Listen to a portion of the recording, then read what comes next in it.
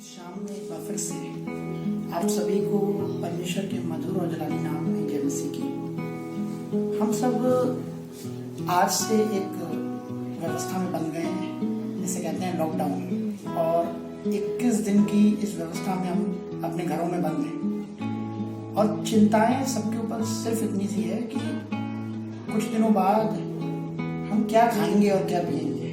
हमारे घर का राशन ना खत्म हो जाए, हम सब कुछ सारी व्यवस्था होने के बाद, लोगों के कहने के बाद भी हम बहुत चिंतित हैं। हमारे प्रधानमंत्री के कहने के बाद भी, हमारे मुख्यमंत्री के कहने के बाद भी हम लोग बहुत चिंतित हैं, और शायद हम उनकी बात पे या उनके स्टेटमेंट पे ट्रस्ट नहीं कर पा रहे हैं। मगर प्रभु के लोगों, प्रभु का वचन भी आपको अपने वचन से, एक बात से, एक किस्से से ये बताना मांगता है कि कभी भी किसी बात में घबराने की जरूरत नहीं है।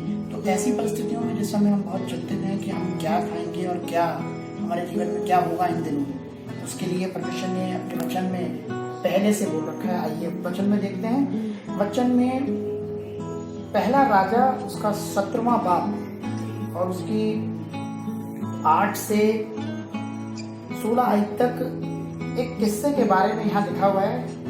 एलिया के बारे में यहाँ पर लिखा हुआ है कि उस देश में, उस जगह पे जहाँ पे एलिया था, वहाँ पर अकाल आ गया। सब कुछ वहाँ पर उसने लोगों से और राजा से ये बात कही कि अब जब तक मैं नहीं कहूँगा तब तक इस देश में, इस जगह में ना तो बारिश होगी ना कभी ओस पड़ेगी। और ऐसी स्थिति में जब वहाँ अकाल है तो आप सोच के देखिए, एलिया को भी दिक्कत होगी। एलिया अब क्या खाएगा?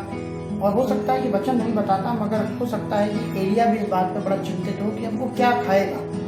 परमेश्वर का वचन इसमें बहुत खूबसूरती से बताता है कि परमेश्वर ने उसे आज्ञा दी कि तू सारपत नगर जा और वहां पर तुझे विधवा मिलेगी, और वो मैंने उससे बोल दिया है कि वो तेरे खाने का इंतजाम करे। जब वो वहां गई तो परमेश्वर का वचन बताता है कि उसके पास भी, क्योंकि अकाल पड़ा हुआ था तो वो खुद बहुत परेशान थी, बहुत दिक्कत में थी, और ऊपर से वो विधवा थी, तो उसके पास कोई भी इंतजाम नहीं था। और उसने अपनी बातों में कहा, जब वो वहाँ पहुँचा तो उसने कहा कि जा मेरे लिए पानी ले आ, और जब तू लौटे पानी लेके तो मेरे लिए एक रोटी भी बनाती ला। तो उसने अपनी दिक्कत एलिया को बताई, एलिया नबी को अपनी दिक्कत बताई, अपनी परेशानी बताई कि मैं परमेश्वर की शपथ खाती हूँ कि मेरे पास सिर्फ एक मुट्ठी आटा है और मैं उसे, और थोड़ा सा कुप्पी में तेल है, और मैं उस रोटी को बनाने के बाद जाऊंगी और ये रोटी खा के मैं और मेरा बेटा मर जाएंगे। तो उसने कहा तुझे जैसा लगता है तो वैसा ही कर, मगर तू मेरे लिए एक रोटी बना। उसने उसके लिए रोटी बनाई, और उसके बाद उसने, एलिया नबी ने उस स्त्री से कहा, उस विधवा से कहा कि जब तक इस देश में, इस जगह में अकाल रहेगा, तेरा वो जो घड़ा है जिसमें तू आटा रखती है वो कभी भी खाली नहीं होगा, और तेरी कुप्पियों का तेल कभी कम नहीं होगा। और परमेश्वर का वचन बताता है, परमेश्वर का वायदा बताता है कि उस विधवा का आटा और उस विधवा का तेल कभी भी खत्म नहीं हुआ। बात यहाँ पर यह है कि हमारा भी तेल और हमारा भी आटा कभी खत्म नहीं होगा यदि हम परमेश्वर की योजनाओं में हैं, यदि हम परमेश्वर के दिए हुए कार्यों को करते हैं, यदि हम उसे अपने जीवन में पहला स्थान देते हैं। और इन दिनों, जिन दिनों हम लॉकडाउन में हैं, उन दिनों जब हम ये देख रहे हैं कि हमारी ज़िंदगी में कैसी कैसी परेशानियां आ रही हैं, मगर अगर हम उसके विश्वास में बने हुए हैं, उसमें बने हुए हैं, उसके दिए हुए कार्यों को करते हैं, तो विश्वास जानिए जैसे इस एलिया नबी के जीवन में हुआ, जैसा इस विधवा के जीवन में हुआ, आपके भी जीवन में होगा। आपको भी किसी चीज़ के लिए घबराने की ज़रूरत नहीं है।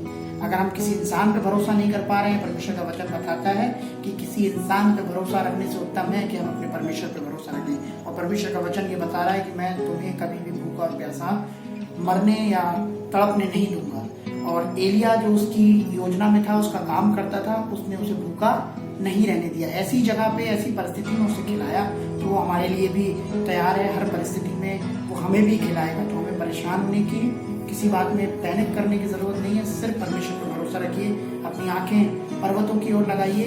परमेश्वर हमारा, प्रभु यीशु मसीह हमारी चट्टान है, और जब वो हमारी चट्टान है तो वो हमें आसमान से मन्ना खिलाने वाला है। उसने अपनी इजराइल कौम को, परमेश्वर ने आसमान से मन्ना खिलाया, तो वो हमारे लिए भी इंतजाम करेगा। एक बड़ी खूबसूरत सी आयत इसी बात में 17वीं की 4थी आयत में लिखा हुआ है, उसने एलिया को आज्ञा दी और कहा, तू यरदन नदी के पास एक नाला है, तो उसमें जाके छिप जा। और वो वहां जाके छिप भी गया। और उसने एक बड़ी खूबसूरत बात कही है, बड़ी अच्छी आयत लगती है मुझे, मतलब पढ़ रहा हूँ उसे। तो उसमें लिखा है कि उसने कहा कि मैंने कौओं को आज्ञा दे दी है। उसने कौओं को एलिया के लिए पहले से इंतजाम कर रखा था। हो सकता है कोई इंसान नहीं, कोई शख्स नहीं, उसने हमारे लिए पक्षियों को तैयार कर रखा है। और परमेश्वर का वचन बहुत अच्छा बताता है, मुझे बड़ा मजा आ रहा है इसे बताने में आपको, कि उसने लिखा है कि वो सिर्फ तुझे रोटी नहीं खिलाएगा, उसने कहा वो तुम्हारे लिए दिन में 2 बार वो रोटी और मांस लेके आया करते थे। तो परमेश्वर के लोगों, आप इस बात से घबराइए नहीं कि हम सिर्फ रूखी रोटी खाएंगे। परमेश्वर का वचन बताता है कि हम रूखी रोटी के साथ मांस भी खाएंगे। तो आज की रात, आज के समय में हमें परमेश्वर पर विश्वास करने की जरूरत है और अपनी आंखों को पर्वतों की ओर लगाने की जरूरत है। परमेश्वर हमारा हर परिस्थिति में हमें खिलाने को तैयार है, हमारा ख्याल रखने को तैयार है। परमेश्वर के वचन के पढ़े और सुने जाने में आशीष।